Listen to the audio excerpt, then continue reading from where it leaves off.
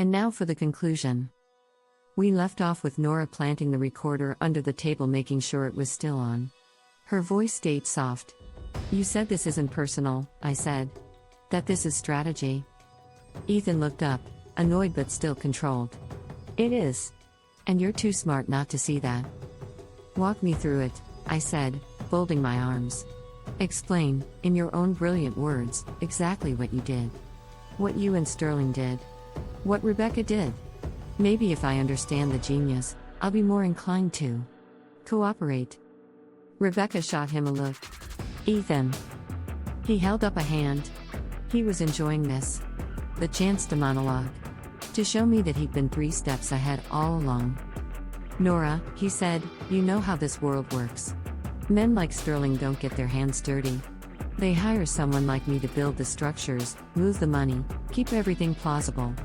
I needed your reputation, your clean record, your compliance background, to make it bulletproof. That's why I put your name on everything. If someone like you signed off, no one would look too closely." "And if they did?" I asked. He smiled. "Then we'd have a story ready," he said. "About a brilliant but naive partner who got in too deep. Poor Ethan didn't know. Poor Sterling was betrayed. They let you take a plea, everyone keeps their seats, the market steadies, the world keeps turning." "And the woman in the red dress?" I asked, glancing at Rebecca. "She's very good at making stories stick," he said. Rebecca raised her glass in a mock toast. "Here's to managing narratives," she said. My heart pounded so hard I thought they might hear it rattling. The recorder under the table sat between us, quietly devouring every word. "Why not just fire me?" I asked. "Why go to all this trouble?" Ethan's expression flickered, just for a second. "Because Sterling wanted insurance," he said. "He didn't trust that you wouldn't talk. He doesn't trust anyone. If you disappeared under a cloud of scandal, you'd be discredited forever. A non-threat." Something hot and clean lit up inside me. "Did he tell you to bring me here?" I asked. Ethan hesitated. He suggested an off-site conversation. Rebecca rolled her eyes. "He told you, take care of the problem, and you dragged her to the murder lake, Ethan. Don't pretend this wasn't on brand." He shot her a sharp look. "Rebecca." "What?" she said. "She's not stupid. She knows." I stepped back until the railing pressed into my spine. "Good," I said. "We're all clear." I reached into my pocket and pulled out my phone. Ethan stiffened. "Who are you calling?" he demanded. "Jamie," I said. "To cancel the dead man's switch." His face drained of color. "What did you do?" he whispered. "Redundancy," I said. "You taught me to always have a backup." I hit send on the pre-typed text, "I'm alive. Stop the countdown." 3 dots appeared instantly, too late. Then, check the news. Alerts blossomed across my lock screen like fireworks. Breaking, DOJ, SEC launch joint investigation into Sterling and AMP, cold whistleblower data leak exposes massive fraud scheme exclusive, audio files implicate Ethan Cole in money laundering operation. My knees almost gave out. Priya hadn't waited. Or the countdown had already hit 0. Ethan lunged for my phone. I held it over the water. "Don't," I said. "What did you send them?" he snarled. "Everything," I said. "Your signatures. Your shells. Your trusts. Sterling's trusts. Rebecca's names. All of it." Rebecca's face had gone pale. "You leaked it?" she demanded. "To who?" "To everyone who matters," I said. "Regulators. Prosecutors. And a journalist who really hates corporate fraud." Ethan's composure cracked. "You stupid," he grabbed my wrists. Pain shot up my arms. The phone slipped from my fingers, hit the deck, skittered toward the edge. We both dove for it at once. His hand closed around mine instead of the phone. The momentum knocked us both sideways. The phone skidded under the railing and disappeared into the dark water below. "Stop," Rebecca yelled. "Both of you." He pushed me hard against the railing. "You think you can outplay me?" he hissed. You have no idea what you started. The deck seemed to tilt. For a moment I thought he might shove me over. Then a voice cut through the night. Ethan Cole. Step away from her and put your hands where we can see them. Red and blue bloomed across the trees, flashing off the glass, the water, Ethan's stunned face. Boats I hadn't noticed earlier glided out of the darkness, black hulks with small lights and very large guns. Agents poured onto the shoreline. Some took the path up to the house, others spread out below the deck. I saw windbreakers with letters that made my stomach knot and then slowly loosen. FBI, DOJ, SEC enforcement. Priya walked onto the deck like she'd just arrived at a moderately disappointing dinner party. She met my eyes, then flicked a glance to Ethan's hands on my arms. I'd let her go, she said mildly. Assaulting a key witness in front of federal agents makes juries grumpy. Ethan released me as if burned. Priya, he said. This is a misunderstanding. We have your emails, she said. Your offshore accounts. Your internal messages with Sterling. Your recorded calls. Also, congratulations on the monologue just now. Our text loved the part where you confirmed using Nora as a shield. Rebecca swore under her breath. Always the talker, she muttered.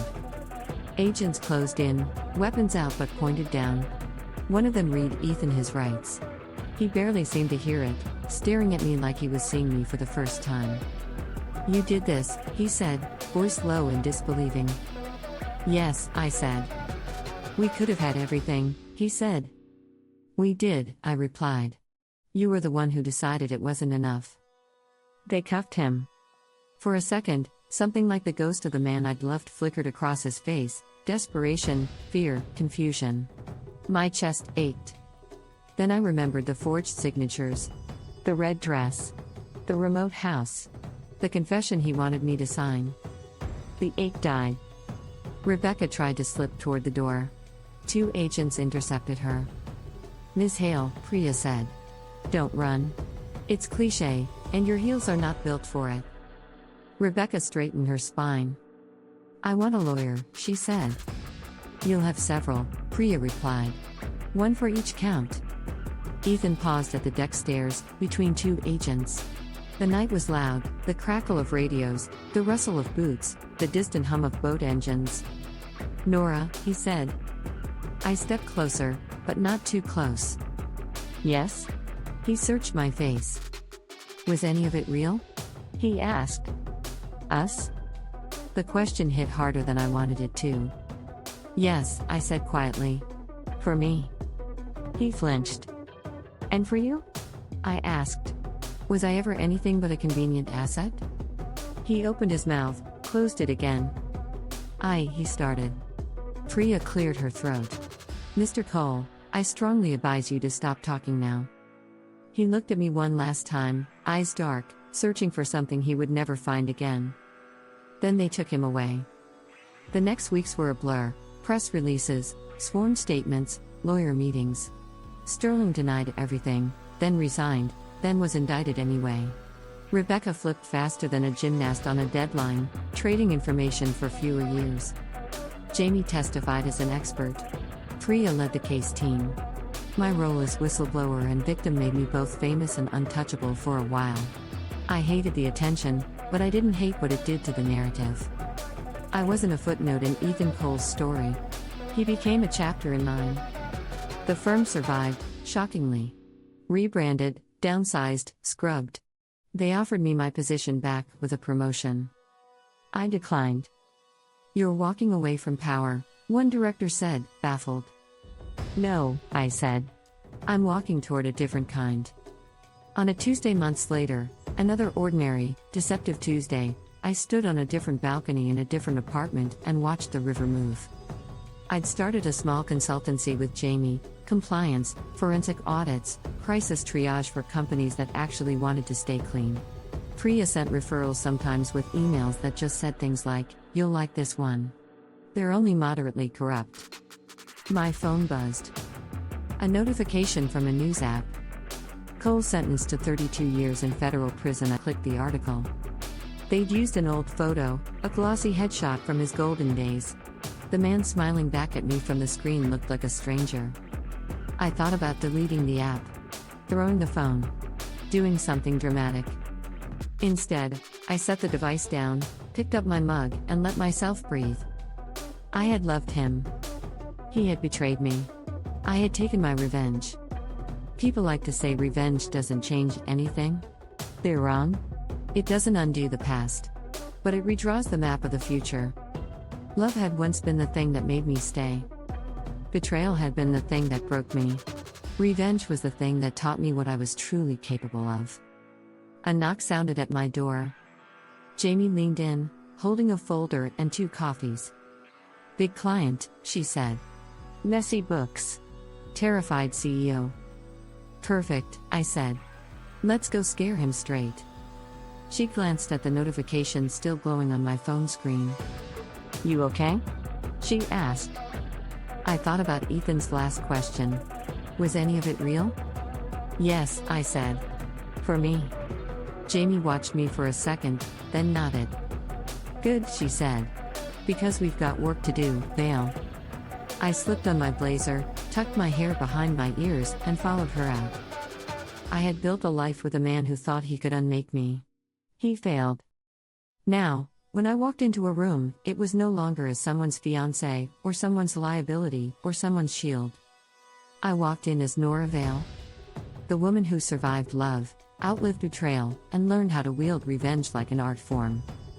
And that, I thought, as I stepped into the elevator and watched the doors slide shut, was the one thing Ethan Cole had never seen coming. Thank you for watching, and please don't forget to give us a thumbs up and leave a comment.